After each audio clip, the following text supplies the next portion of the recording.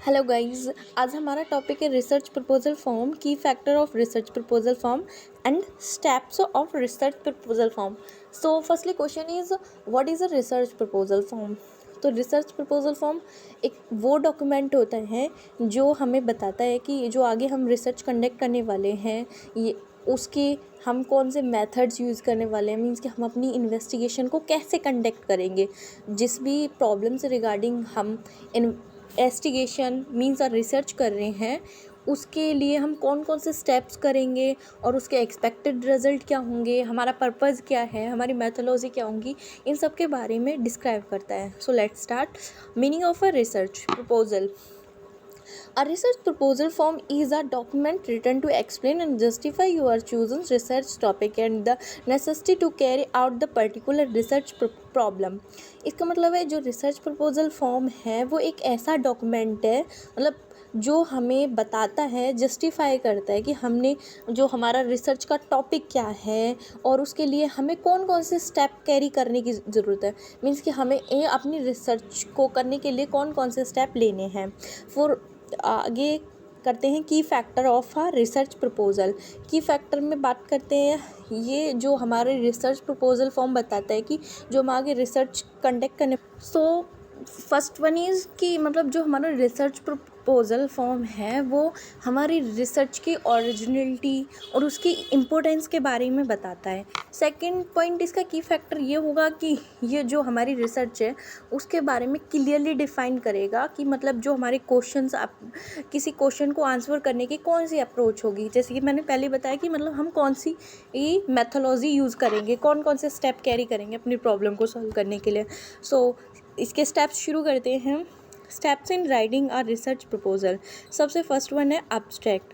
Abstract क्या होता है, जो हम रिसर्च प्रपोजल फॉर्म बनाते हैं तो सबसे पहले हम एब्स्ट्रैक्ट लिखते हैं।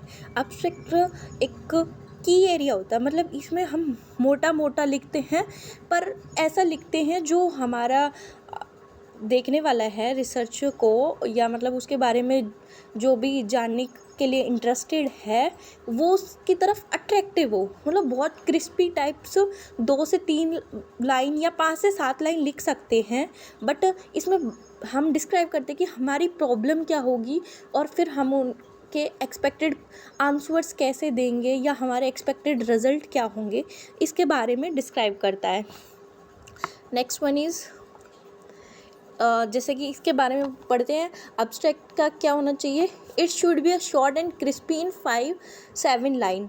इसका मतलब है कि जो ये हमारा एब्स्ट्रैक्ट होता है 5 से 7 लाइन में कंप्लीट कर देना चाहिए, क्योंकि आपको भी पता है कोई चीज़ जितनी लेंथी होती है वो उतनी ही कम पढ़ी जाती है। इसलिए देखो, जैसे कि न्यूज़पेपर होती है, न्यूज़पेपर की हेडलाइंस बहुत सारे लोग बस हेडलाइंस रीड करके ही आगे बढ़ जाते हैं। यदि आपकी हेडलाइन अच्छी है तो लोग उसको और अंदर तक पढ़ने की कोशिश करेंगे, इसलिए आपको ना थोड़ा सा क्रिस्पी बना के लिखना है उसको, और कोशिश करनी है कम से कम वर्ड्स यूज़ करें, बट वर्ड्स ऐसे यूज़ करें जो दूसरों को अट्रैक्ट करें। ठीक है। Next one is introduction. Introduction में क्या होता है कि इसमें हम अपने रिसर्च के बारे में बताते हैं कि हमारी रिसर्च का जो प्रॉब्लम है उसके बारे में बताते हैं। इसको भी ज़्यादा नहीं, इसमें अपने की फैक्टर्स को ही ऐड कर सकते हैं। 5 से 7 लाइन होनी चाहिए इसकी, और इसमें क्या होना चाहिए, मतलब ये 20 से 30% आपकी जो प्रपोजल फॉर्म है उसको पार्ट को कवर करें, मीन्स कि ज़्यादा नहीं बट 20% इसके अंदर आप अपनी रिसर्च के बारे में बताना चाहिए आपको, 20 से 30%। Next one is a problem statement in a research proposal. इसका मतलब है कि what is the problem that you have identify in your research area. इसका मतलब है कि आपको अपनी प्रॉब्लम को आइडेंटिफाई करना है, यहाँ पर आपको बताना है कि आप किस प्रॉब्लम के रिगार्डिंग में रिसर्च करने वाले हो, तभी तो सामने वाला उसमें इंटरेस्ट लेगा कि आपकी रिसर्च के टॉपिक क्या हैं, किस चीज़ के बारे में आप इन्वेस्टिगेशन कर रहे हो, उसके बारे में यहाँ पर आपको डिस्क्राइब करना है। ठीक है। The problem statement include the main research modes such as a conceptual, theoretical और and normative and appropriate. Next one is purpose of the study.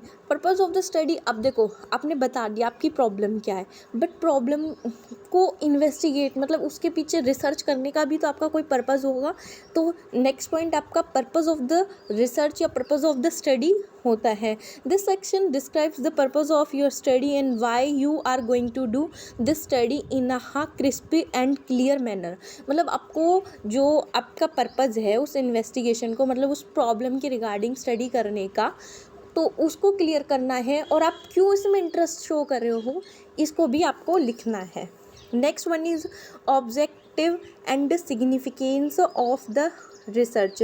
इसमें ये कि मतलब आपका गोल क्या है रिसर्च कंडक्ट करने का, या रिसर्च उस टॉपिक के बारे में रिसर्च या स्टडी करने से आपको क्या फ़ायदा होगा, मीन्स कि कोई पर्पज़ होगा आपका, या आपका क्या गोल है उस रिसर्च को कंडक्ट करके, या उस रिसर्च के क्या फ़ायदे हैं, औरों को क्या फ़ायदे होंगे उस स्टडी को पढ़ने से, या आपको क्या अचीवमेंट होगी। ठीक है, जैसे कि in the impact of the study need to be clearly defined in the proposal. Also it should also answer the four questions. First one is what are your goal and achievements। इसका मतलब आपके गोल क्या हैं, आपके achievements क्या होंगी। Through your research what are you contributing. इसका मतलब है कि आप अपनी रिसर्च के थ्रू क्या योगदान दोगे। ठीक है, next one is what is the need and importance of your research.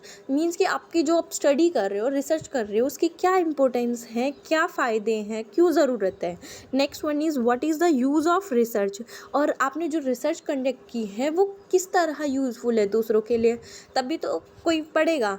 आप उसका यूज़ ही एक्सप्लेन नहीं कर रहे हो तो क्या मीनिंग रहेगा उसका। Next one is methodology. अब बात करते हैं मैथोलॉजी मीन्स कि आपने रिसर्च कर रहे हो, प्रॉब्लम्स का बता दिया, पर्पस बता दिया, ऑब्जेक्टिव भी बता दिया।